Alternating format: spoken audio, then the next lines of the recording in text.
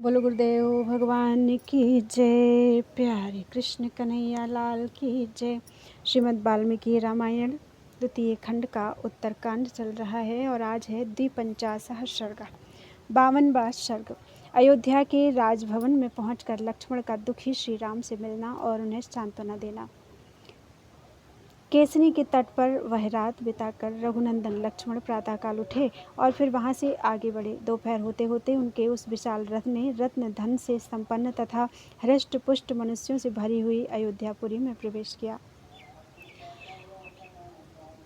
वहां पहुंचकर परम बुद्धिमान सुमित्रा कुमार को बड़ा दुख हुआ। वे सोचने लगे, मैं श्री रामचंद्र जी के चरणों के समीप जाकर क्या कहूँगा। वे इस प्रकार सोच विचार कर ही रहे थे कि चंद्रमा के समान उज्ज्वल श्री राम का विशाल राजभवन सामने दिखाई दिया।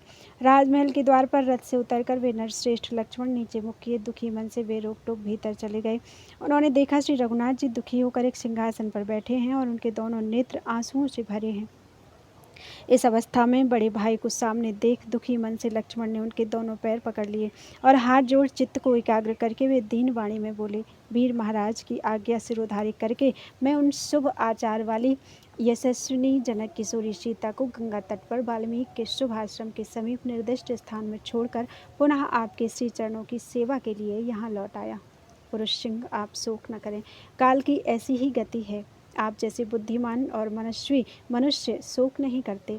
संसार में जितने संचय हैं उन सब का अंत विनाश है। उत्थान का अंत पतन है, संयोग का अंत वियोग है और जीवन का अंत मरण है।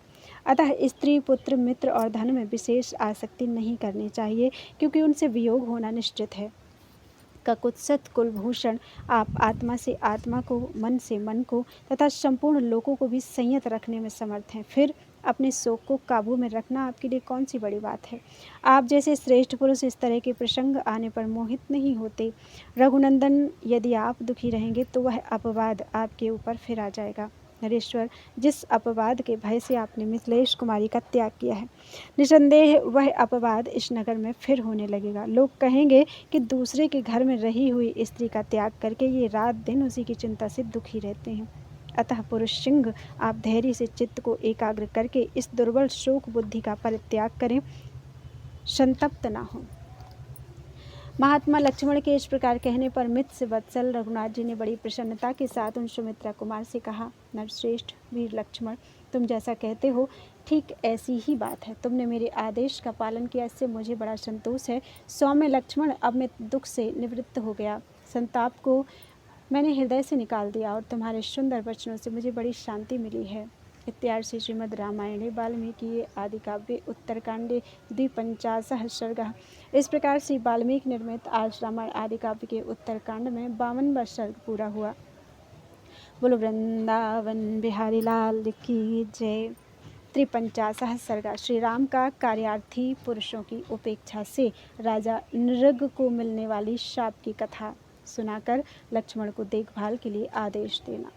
लक्ष्मण के उस अत्यंत अद्भुत वचन को सुनकर श्री रामचंद्र जी बड़े प्रसन्न हुए और इस प्रकार बोले, सौम्य, तुम बड़े बुद्धिमान हो। जैसे तुम मेरे मन का अनुसरण करने वाले हो, ऐसा भाई विशेषतः इस समय मिलना कठिन है। शुभ लक्ष्मण, अब मेरे मन में जो बात है उसे सुनो और सुनकर वैसा ही करो।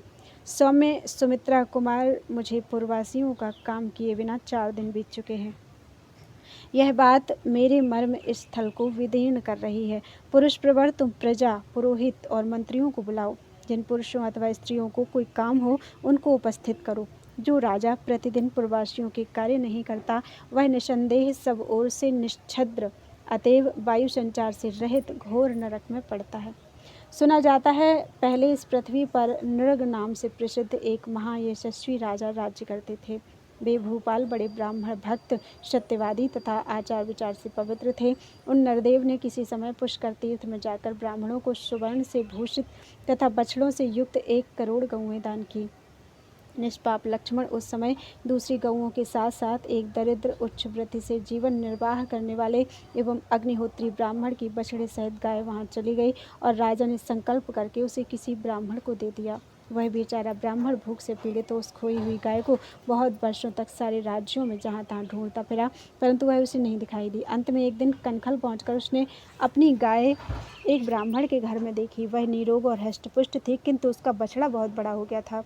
ब्राह्मण ने अपने रखे हुए सबला नाम से उसको पुकारा। सबले, आओ आओ। गऊ ने उस स्वर को सुना। भूख से पीड़ित हुए उस ब्राह्मण के उस परिचित स्वर को पहचान कर वह गौ आगे आगे जाते हुए उस अग्नितुल्य तेजस्वी ब्राह्मण के पीछे पीछे हो ली।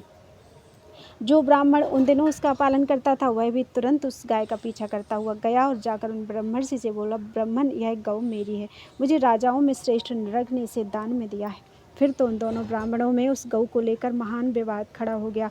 वे दोनों परस्पर लड़ते झगड़ते हुए उन दानी नरेश नृग के पास गए। वहाँ राजभवन के दरवाजे पर जाकर वे कई दिनों तक टिके रहे, परंतु उन्हें राजा का न्याय प्राप्त नहीं हुआ। वे उनसे मिले ही नहीं। इससे उन दोनों को बड़ा क्रोध हुआ। वे दोनों श्रेष्ठ महात्मा ब्राह्मण अत्यंत संतप्त और कुपित होकर राजा को शाप देते हुए एक घूर वाक्य बोले, राजन, अपने विवाद का निर्णय कराने की इच्छा से आए हुए प्रार्थी पुरुषों के कार्य की सिद्धि के लिए तुम उन्हें दर्शन नहीं देते हो, इसलिए तुम सब प्राणियों से छिपकर रहने वाले गिरगिट हो जाओगे और सहस्रों वर्षों के दीर्घ काल तक गड्ढे में गिरगिट होकर ही पड़े रहोगे।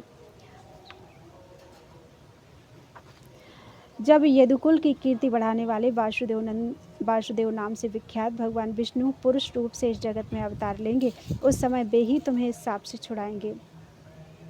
इसलिए इस समय तो तुम गिरगिट हो ही जाओगे। फिर श्री कृष्ण अवतार के समय में ही तुम्हारा उद्धार होगा। कलयुग उपस्थित होने से कुछ ही पहले महापराक्रमी नर और नारायण दोनों इस पृथ्वी का भार उतारने के लिए अवतीर्ण होंगे। इस प्रकार शाप देकर वे दोनों ब्राह्मण शांत हो गए। उन्होंने वह बूढ़ी और दुबली गाय किसी ब्राह्मण को दे दी। इस प्रकार राजा नृग उस अत्यंत दारुण शाप का उपभोग कर रहे हैं। अतः कार्यार्थी पुरुषों का विवाद यदि निर्णीत न हो तो वह राजाओं के लिए महान दोष की प्राप्ति कराने वाला होता है। अतः कार्यार्थी मनुष्य शीघ्र मेरे सामने उपस्थित हों। प्रजापालन रूप पुण्य कर्म का फल क्या राजा को नहीं मिलता है? अवश्य प्राप्त होता है। अतः सुमित्रानंदन, तुम जाओ, राजद्वार पर प्रतीक्षा करो कि कौन कार्यार्थी पुरुष आ रहा है। इत्यार्थ श्रीमद् रामायणे वाल्मीकि आदि काव्य उत्तरकांडे 53 सर्गा।